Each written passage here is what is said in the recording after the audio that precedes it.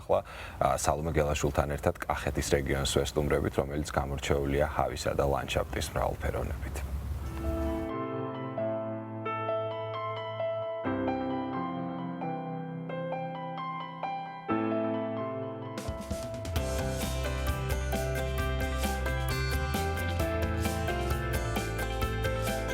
ეს იწყება ყოველდღიურად ჩემთვის.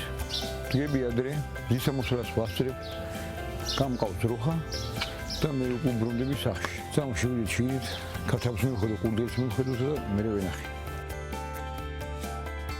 მივხედოთ ყურდღელს, ნახე რა კარგად ეჯამენის პოტელებით. ამას ეყოფა. ჩუკ ჩუკ ჩუკ ჩუკ ჩუკ ჩუკ ჩუკ ჩუკ ციკ ციკ ციკ ციკ ციკ ციკ ციკ ციკ ეხლა ავიღებ ხუთსა და წავალ ვენახში.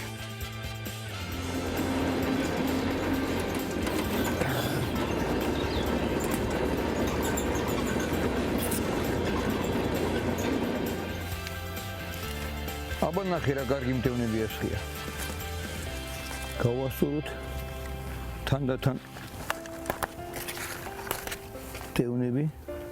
ცოტა ნაცრის ნიშნებია აქ. შარშან დავგვირფე აქ ტონაზე ცოტა მეტი. შარშან წინ 2 ტონაზე მეტი.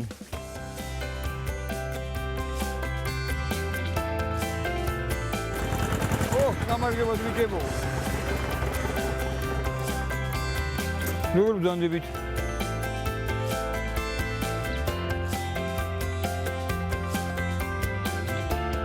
საყიდელი ბევრი რამე არ მაქვს. თვითონ ჩვენი პროდუქტის ცხოვრება. ალუბალია, ატამია, ჭერამია, დავით კიტრია, პამინდური, ახლა პამინდური დაიჭრება ცოტა რა, ეს საოჯახოს მაქვს, ეს ფაქტია და ასე ნემნელობით მივიდეს.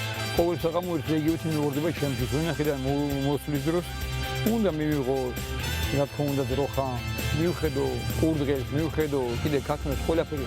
შევამოწმო და მე ეს შევიდე სახლში. ასე ჩემი მდგომარეობა. ყოველ საღამო. ესეც ასე.